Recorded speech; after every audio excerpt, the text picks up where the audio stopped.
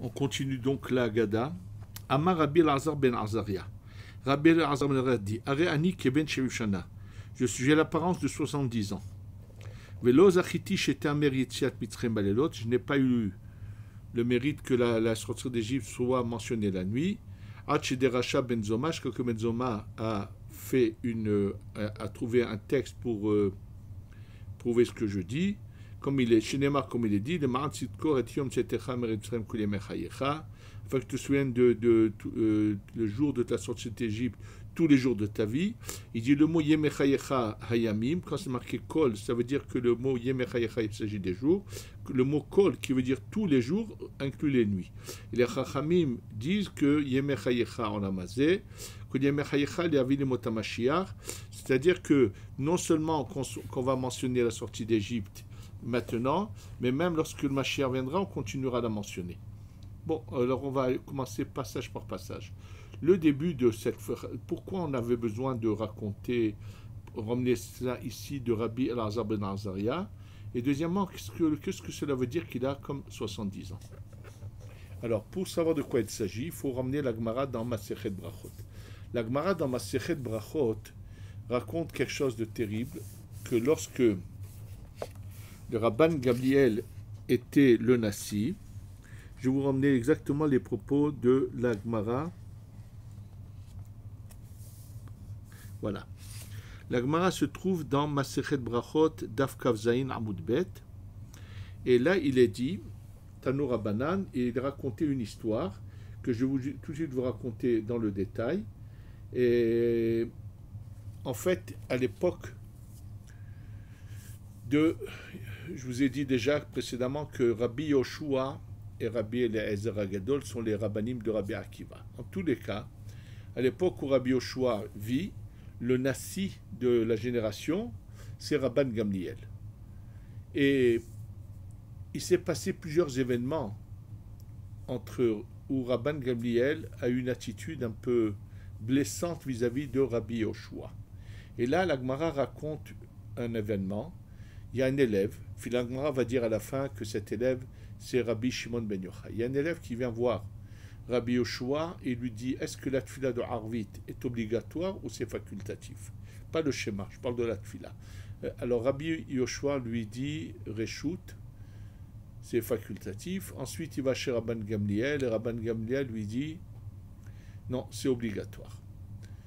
Maintenant, l'erreur que fait ici Rabbi Shimon ben Yochai lorsqu'il est encore jeune, c'est qu'il dit à Rabban Gamliel, tu sais, j'ai posé la question à Rabbi Yoshua, il m'a dit c'est facultatif.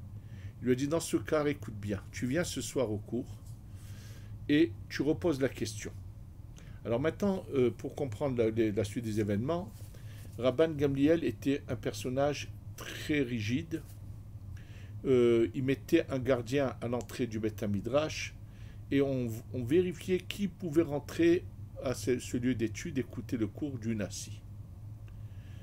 Il était vraiment très rigide. Donc, en fait, ce qui se passe finalement, c'est que le jeune Shimon ben Yochai, donc lorsqu'il est encore jeune, rentre à ce cours et il se lève et il pose la question à Rabban Gamliel. Bien sûr, Rabbi Yoshua, qui était assis là, ne savait pas ce qui s'était passé, qu'il avait déjà posé la question et qu'il lui avait déjà dit l'opinion de Rabbi Yoshua.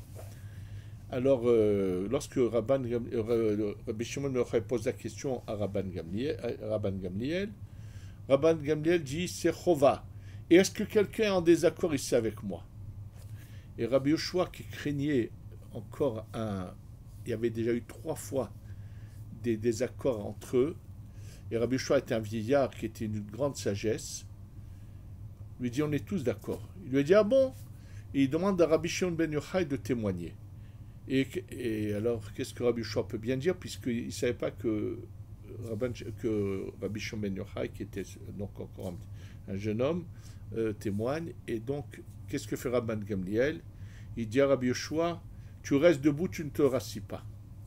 Alors tout de suite les Chachamim présents qui ont assisté à un affront qui a été fait à Rabbi Yoshua font stopper sur le champ le cours, parce qu'ils ne veulent pas que, même si Rabban Gamliel est le Nassi, il n'a pas pour autant le droit de blesser Rabbi Yoshua qui est un vieillard. Et donc le cours s'arrête, et là les sages se réunissent entre eux et disent c'est la 4e fois que Rabban Gamliel offense Rabbi Yoshua. La Gemara raconte ce qui s'est passé précédemment, et donc on décide on va retirer à Rabban Gamliel son titre de Nassi. On va remplacer le Rabban Gamliel par quelqu'un d'autre pour qu'il soit un Nassi. Chose qui n'a jamais été faite dans l'histoire, c'est la première fois. Alors, on a pris la décision et on est en train de chercher par qui on va le remplacer. Alors, les propositions, c'est de penser à Rabbi Yoshua. Rabbi Yoshua est le vieillard de la génération, est un illustre Talmid Chacham, quelqu'un de très grand. Mais on se dit, si on met Rabbi Yoshua à sa place, c'est comme assassiner Rabban Gamliel. Ça veut dire, tu l'as offensé, maintenant on va le mettre lui à ta place. On ne veut pas blesser non plus Rabban Gamliel.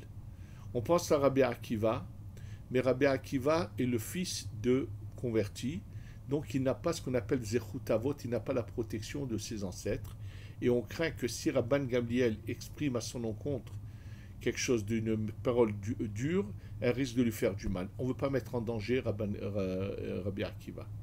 Le 3e personnage possible, c'est Rabbi Elazar ben Azaria, et il est tout jeune. Alors on lui propose quand même. Il dit, je vais d'abord poser la question à ma femme. Il va voir sa femme et il lui dit, oh, regarde ce qu'on me propose.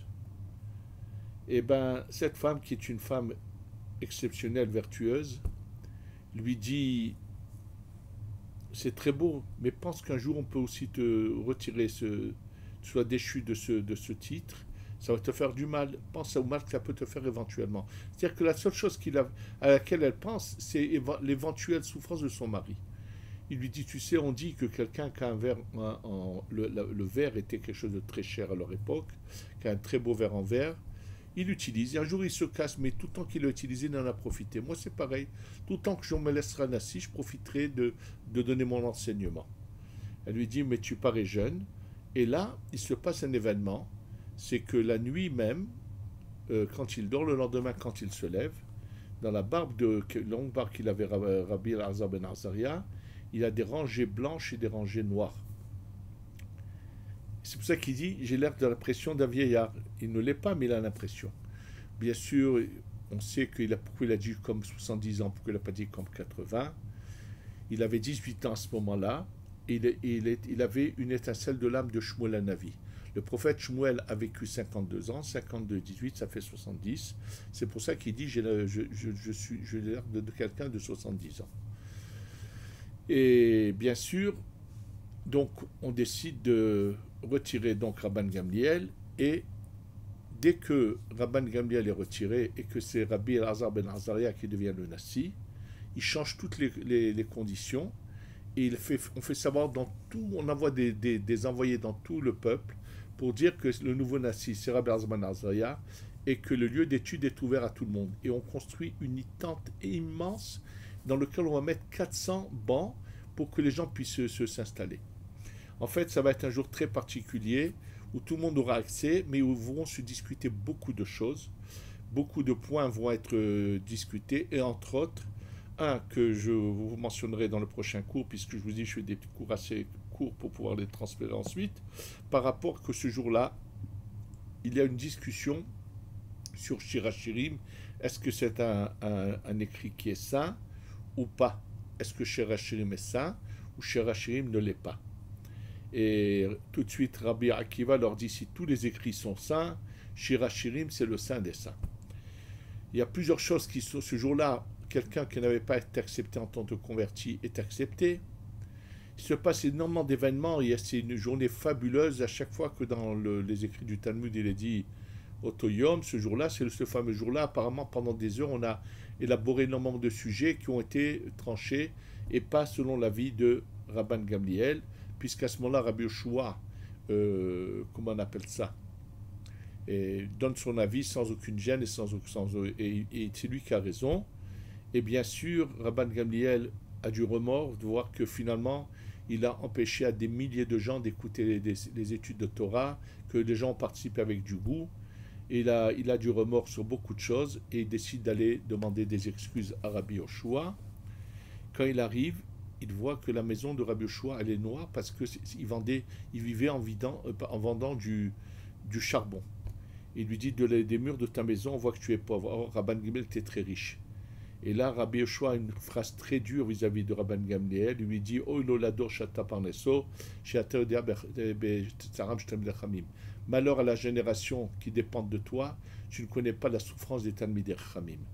C'est une remarque que sous celui qui a les moyens d'aider la Torah et qui garde son argent pour vivre dans le bien-être et ne pense pas à la souffrance de ceux qui étudient la Torah, cette phrase le concerne en personnel. Finalement, Rabban Gamliel demande pardon à Rabbi Yoshua surtout. Il a vraiment du remords. Et à la fin, Rabbi Yoshua accepte de lui pardonner. Et il va chez les Chachamim pour demander qu'on remette Rabban Gamliel en tant que Nassi. Ils lui ont dit, on a fait ça pour toi et tu nous demandes ça. Et à la fin, on trouve une sorte d'arrangement. On ne retire pas Rabbi Elazar ben Azaria, mais 3 semaines, ça va être Rabban Gamliel qui va reprendre la dracha, le cours du Shabbat, et 1 semaine sur 4, ça sera Rabbi Elazar ben Azaria. Et maintenant, on va comprendre le lien avec ce qui est marqué ici dans la Haggadah. Pourquoi on a besoin de mentionner ça? Ça va être le cours qui vient juste après.